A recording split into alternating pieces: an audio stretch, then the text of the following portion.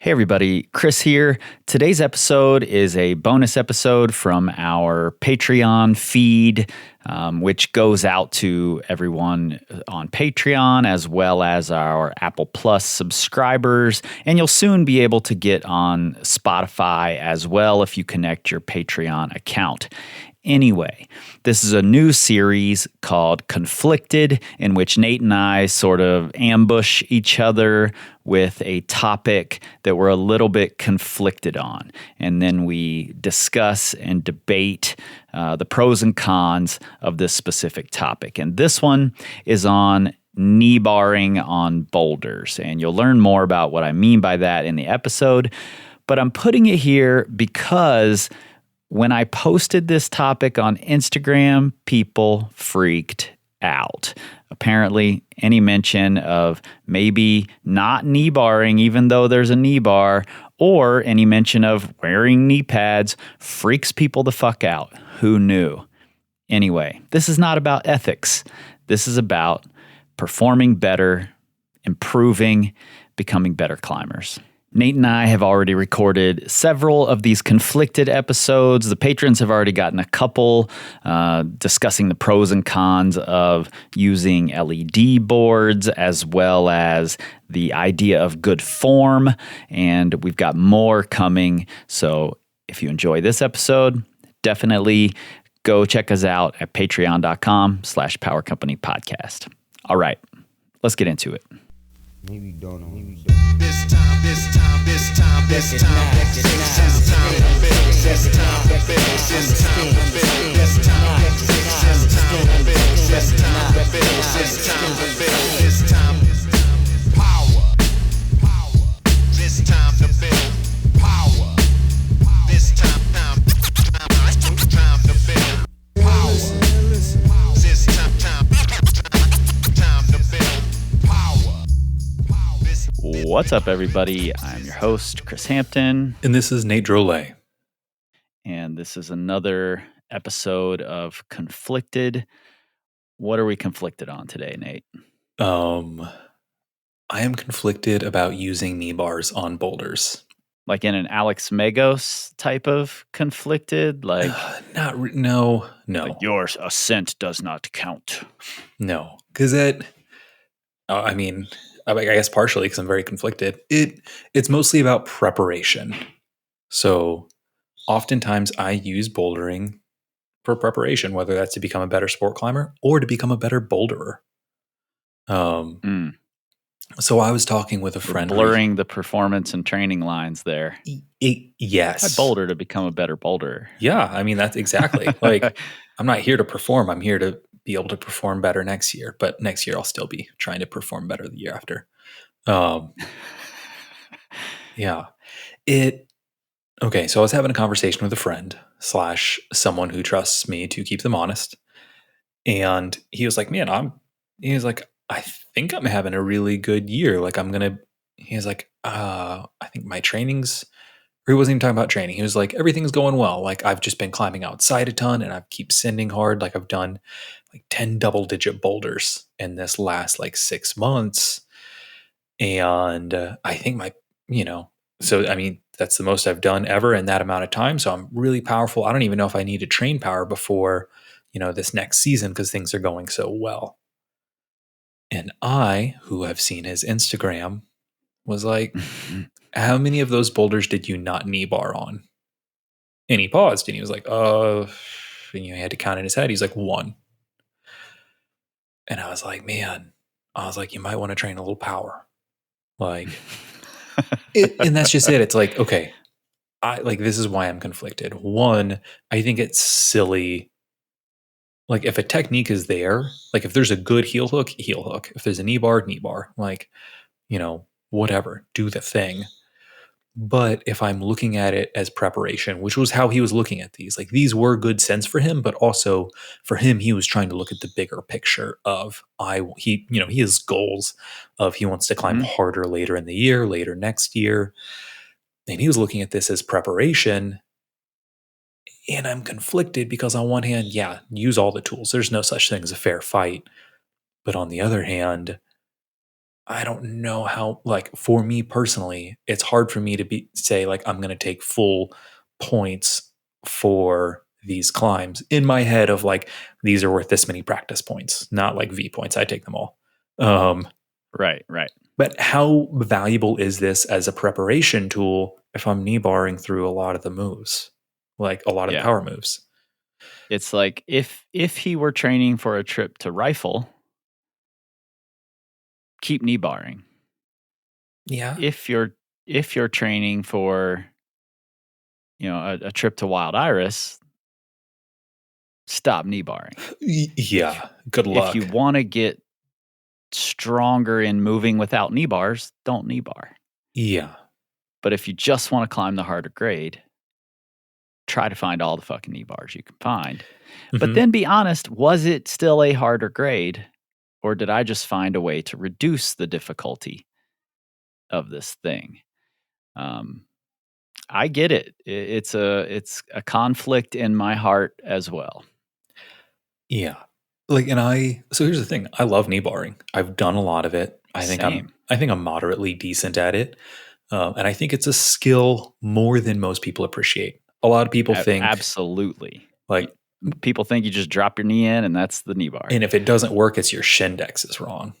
But if you've ever watched a knee bar wizard, it's a skill. Yeah, like their knee bar wizards rarely use the phrase Shindex. Like that is, I don't know. That's the verbiage of the unpracticed. The verbiage of the unpracticed. I like that. So knee barring is a skill and there's a ton to it. So I think it's underappreciated. A lot of people see it. Wait, we never said our sides. Oh yeah. Are you against or for? Where are you standing today? I'm against, I guess. I don't like being against it. All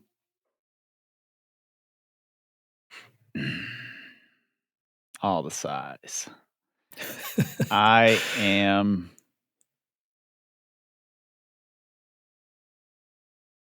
for it. Okay. I like that. I like that for you.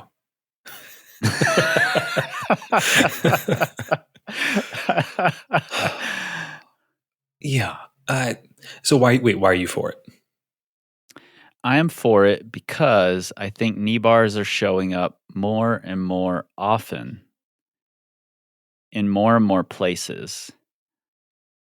And it's such a valuable skill to learn that people have not given enough credit that I think the learning how to knee bar better outweighs the you might not get a training benefit from this, because in most places you're going to end up, I think knee bars are the new beta.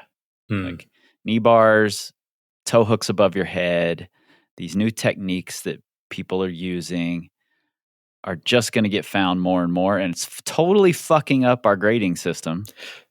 You know, not that it was ever a good grading system to begin with, but it's totally flipped it on its head. And I think we're going to have to go back and just be okay with changing a lot of the grades to reflect all these better methods.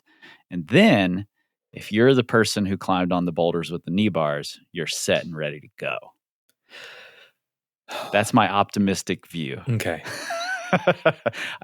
I rarely have an optimistic view to share, but that's my optimistic view today. And I can see where you're coming from with this. Like totally.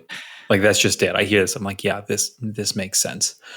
My pessimistic view comes from the same idea that I'll work with clients now and then who, let's say, are fairly mobile and have really strong legs, and they can heel hook through anything. Yeah. And you work with them, and it's like, and man, they can find a heel hook on literally anything and nothing. It's crazy. But at a certain point, it's like, okay, you have climbed V11 that you can just crush with your legs. Amazing. But if we take your heels away, you struggle on V7. Like this is a gap. And I think knee barring is a more insidious version of this. Insidious. I like it. Knee barring is insidious. I don't know. I think it's just you convince yourself more. Like, because a heel hook, everyone else is doing it like the same way, but you are heel hooking more often is what I'll see. Like, these are people who can heel hook on tiny crimps. But with a knee bar, it's like, oh, well, the knee bar is the new method. And that's how everyone does it. And everyone still calls it this grade. And so, yeah, it's still hard. And V10 is hard. Therefore, like, I look at, V10 is hard. Therefore, I am strong. Boom. Mm-hmm. And I don't know. I just like for myself, and like I said, I like knee barring. I actually really enjoy it. Like I enjoy it on sport climbing, especially for me, a perfect sport climb is hard boulders where I get to like knee bar, clip, shake each hand, and then go do another hard boulder. Like I don't want to have to knee bar through the boulders. Like Supercharger is a wonderful example. It's just steep climbing, fun power climbing with a knee bar at every bolt that you get to like shake on, power up for the next boulder. Perfect. So your favorite sport climbs are boulders, basically. Yes, boulders separated by knee bars, but no knee barring for the boulders. You essentially just get to walk to the next boulder and climb it. Yeah, it's great. Don't even have to drag my pad. I like it. And I like knee bar boulders. They're fun. I think it's a unique style of movement, but I definitely classify them different. Like, and maybe this is just because I've done enough and I feel confident with knee barring. And when I do a hard knee bar boulder, like it feels more like a circus trick. To me, it feels more like a run and jump boulder in the gym than if I climb like a true power problem. Yeah. Yeah, I definitely get the conflictedness. I don't know if that's a word here. Because I'm like, as I'm getting older, I'll be 49 this year. I'm like, I don't want to fall into the wall crawler camp. I was about to say, start moving to Maple. Exactly. Well, I mean, I'm going to Maple this summer, so. Oh man, and you are getting old. Testing it out. I don't want to fall into the wall crawler camp of every hard thing I do revolves around knee bars. And ideally, it's a route where no one has exploited the insidiousness of the knee bar. Mm-hmm. And I can be the first so that it can look like I did this 14A, even though I just turned it into a 13A. Nice. I don't want to fall into that trap. So I've spent a lot of time not using knee bars because I want to be able to pull when pulling is required. Because I've seen enough of the knee bar experts totally fail on things where they had to pull that were way below the grade that they supposedly climb. Yeah. And that has definitely colored my views on it. Mm-hmm. At the same time, though, I do think knee barring is a skill, and there are some people who can knee bar in ways that I cannot. Totally. Yeah, I like collecting them all. Yeah. On all the skills. I think, knee barring is important. It's a great skill. You need to be able to knee bar. Just yesterday I was in the gym and there was what I would consider a very simple, knee bar boulder that had one of the harder tags on it. And I was like, oh, clearly if you know how to knee bar, and there was a hard section up at the very top of this, but down low, you just crawled through 3 back-to-back knee bars. And I was like, this honestly looks like it's V5 knee crawling if you know what you're doing. And there were a lot of strong climbers who were basically opting, they tried the knee bar twice, the knee bars twice, and they just turned it into a compression problem that was V9 pulling. I was like, okay, well, knee barring would be much better for them. But right. Yeah. To me, it's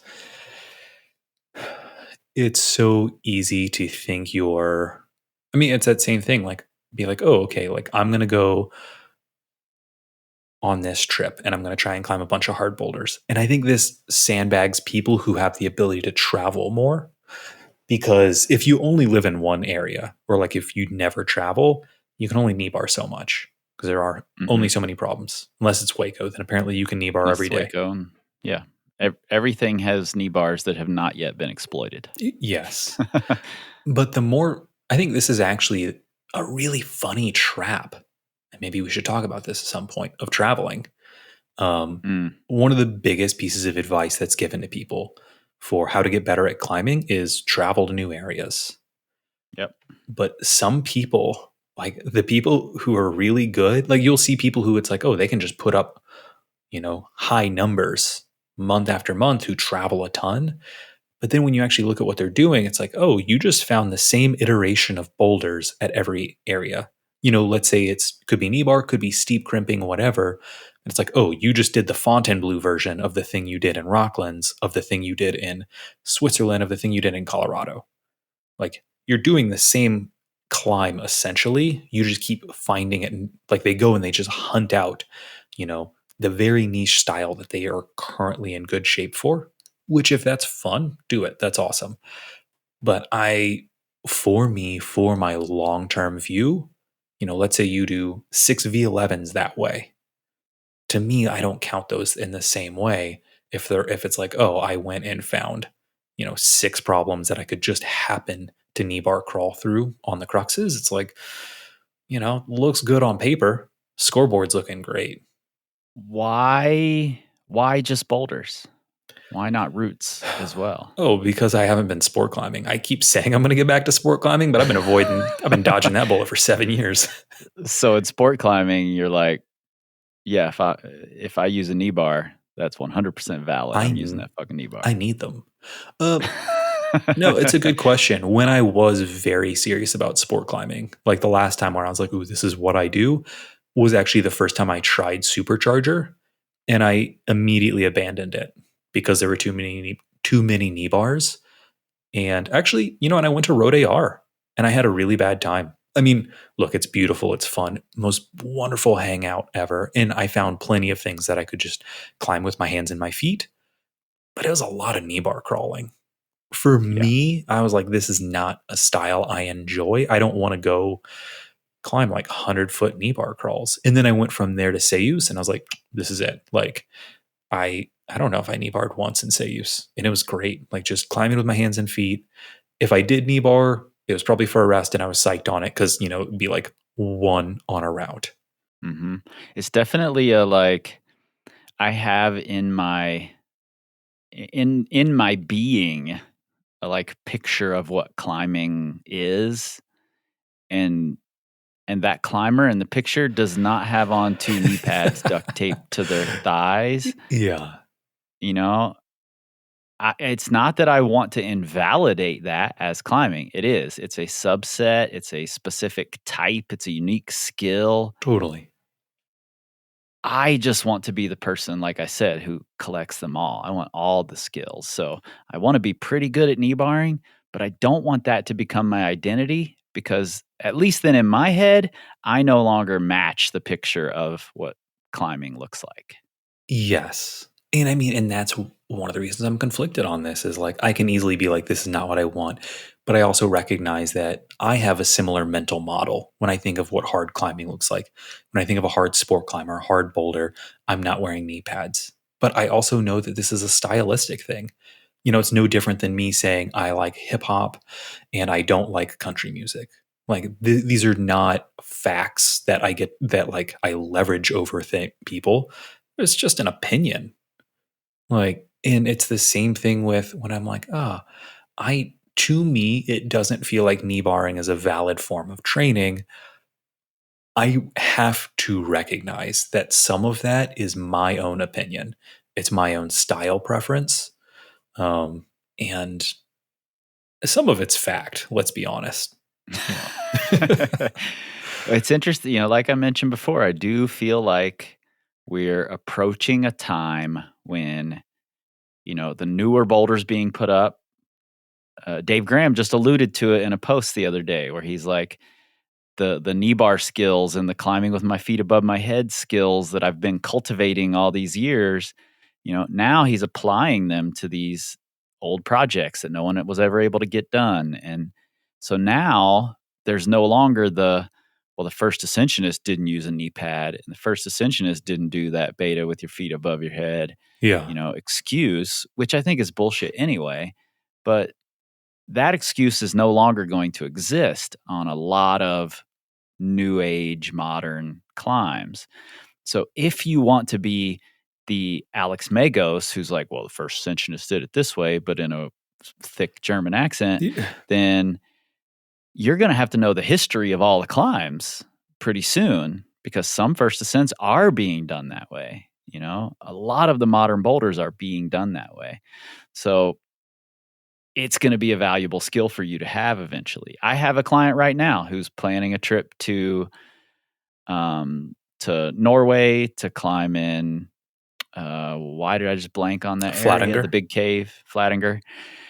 And I've told him, like, you don't spend much time knee barring, but you should bring some knee pads into the gym. Yeah. If you can stand how stupid you're going to look, strap the knee pads on and try to find knee bars in the gym.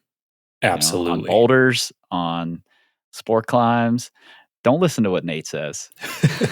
No, yeah. I've got him doing that right now. Even now, I'm like, well, duh, he absolutely should. Like, does he know that the length of your elbow to your middle finger is roughly the mid length of your knee bar Right. range? Because that's huge. You find knee bars super fast. Yeah, like, I see that. I see that point. Magos is a good person to bring up on this, because I talked about heel hooking earlier. He talked about how early on in his climbing, someone he trained with was like, oh, don't heel hook. It's bad for training. So he didn't heel hook for like 10 years, ever. And now he's like, well, it turns out I'm terrible at heel hooking, and it's a real weakness, and it stops me from doing harder climbs. It's like, oh, yeah, that's it. That's not what I want people to be like with knee barring or heel hooking or anything. Like, I mean, I remember that as well. Like, I used to be terrible at heel hooks because of that same reason. People would say, oh, don't heel hook in training. It makes it too easy. We need to make it harder. It's like, no, just do harder boulders to make them harder. Yeah, it's a skill like any other. Chris Lindner once told me that when he first put on a pair of aggressive climbing shoes, he climbed one thing and immediately took them off and didn't wear them again for years because it was cheating. Amazing. Like, this is cheating. This is basically a knee pad. It's the analog to today's knee pads. Funny. And then, and here's the thing. Like, I hear that, and like, I see people who train in flat, bad shoes, shoes not designed this century. Right. Like, I'm looking at leather soled. I'm looking at rope all you shoes, moccasin wearers. Like, I get it. It was a big deal when it came out. It was the first asymmetrical shoe ever made, which is why it's called the mock asim. Literally get in this century. Yeah. I never paid attention to that. I just always thought they were stupid. I saw a magazine from the 90s that was like what they were hyping up. They were like, it's asymmetrical. I was like, whoa, that's sick. I've owned a pair of these. Like, yeah. But I see people wearing those and they're like, well, this makes training harder. I'm like, are you going to perform in flat shoes? Because you climb differently in them. Also, your feet cut a lot doing this. Is that how much you want your feet to cut normally? And it's like, that's bad training. Like, I just think that's objectively a terrible idea. And so I can also say, like, I don't know, don't avoid knee bars, but don't go chasing them. I don't know. Yeah. You're conflicted. 100%. Like, and that's just it. Like, if today I went out bouldering and I was like, ooh, this is a great boulder. Oh, there's a knee bar here. I'm going to put a pad on and I'm going to use it. Yeah. I just don't know how I'm going to feel about it. And here's another thing just to throw in the pot. When you've been working on a thing and you're finding it difficult, and then you discover this knee scum that you're like, if I put a pad on, I could do this. You're going to put the pad on and you're going to do it. Yeah. But you're going to feel a way about it. Oh, I'm going to feel a way.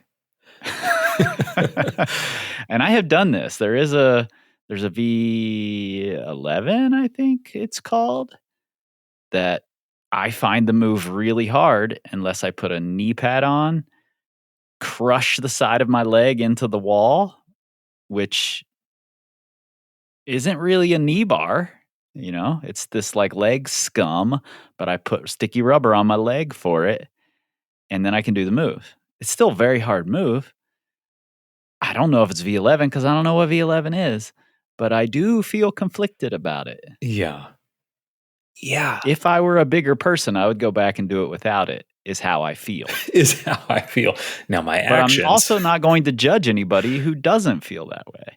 Yeah. Yeah. I don't know, because I've had times where this has happened where I'm like doing a boulder and I'm psyched and I'm like, oh, this is cool, like really powerful. I love the way that I'm having to adapt to this climb. Maybe even I put in sessions. And then you find like a knee bar, like a heel toe cam, and you can just do it the boulder. And it's upsetting. And it's like, oh, I just like lost this. And yes, I could go do still the way I wanted to. And in very rare cases have I have gone back and done that. But it's not, I don't know, it's not the same. Here's Like, the litmus test. If you send a thing with a knee pad on, where that's not the accepted beta, and then a photographer walks up and he's like, could you pose on that move down ooh. there? This is going to look great on the cover of this magazine. Are you going to take the knee pad off? Fuck yeah, you are.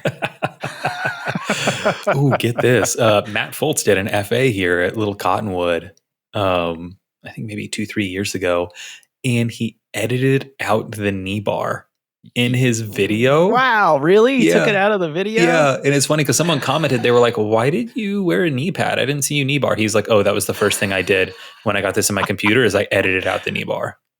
Could I also edit out the knee pad for my whole uncut footage? Yeah. But I was like, that's, I mean, you're wearing a knee pad, but how hilarious. And I think this may have been when, because he posted it to Instagram. He may have had it on YouTube. I'll have to check. But on Instagram, this might have been when it was like a 1 minute limit. So he had to make sure it was trimmed. But he was like, yeah, first thing I did was I trimmed out the knee pad or the knee bar. Yeah. That's amazing. Hilarious. And this was the first ascent too. So that's what's funny about it, because you talked about the historical idea of First Ascensionist didn't use a knee bar. But He wore a knee pad. But he didn't use it. but he did not use it. Yeah. Which I appreciate, because that means Matt Foltz is also conflicted about this. Like, he is willing to wear a knee pad and do a knee bar to do this boulder, but does not want to be seen using a knee bar on this boulder. When I was recently coming up with a reason to post J-Star's Rewind episode, and I came across that fact that he had done, all his 15 Bs within like 2 weeks of each other. Super cool fact. And 2 on the same date, different years apart. I was reading his comments on his 8A, and he has somewhat recently started saying, used a knee bar for this move, no knee pads, like qualifying what gear and what techniques he's using. And that seems so funny to me. It would be like someone, like maybe I start writing 8A comments about the boulders I do, and I'm like, used a pinky, wore downturned shoes, half crimped on this hold. That's silly. It's just another technique, but for some reason we feel like it's lesser and we have to qualify it. Well, J-Star is a great example of this, because, he went through this spree in rifle of just climbing everything in wild, fast, Jonathan Siegrist style fashion, like a way that he does unlike anyone else. But he did a lot of that, and same thing up at Potosi in the Clearlight Cave without knee bars and knee pads. And I think a lot of that was, he was like, I want to get better at steep power climbing on rope. And which is a great choice for him. Yes. And so he viewed these, even though it's, 513 plus and 514 rock climbing and 514 plus climbing, he saw that as preparation for the future. And so he did a lot of these things without knee bars and without knee pads. And I'd love to hear his opinion on this, what his take is. Like, how much of that was for preparation. Like, did he feel when he did start kneebarring, because he did routes like tomfoolery, which are wildly cryptic knee bar climbs. Like, when he did them, did he feel prepared? Like, was this like, oh, I'm good enough at knee bars for, like, I would rather make 14A a little harder to improve at this style I'm bad at. And now, like, he went out and did kinder cakes like pretty quick and efficiently and really well. A route that maybe 10 years ago would have stolen his lunch money, like a steep route like that.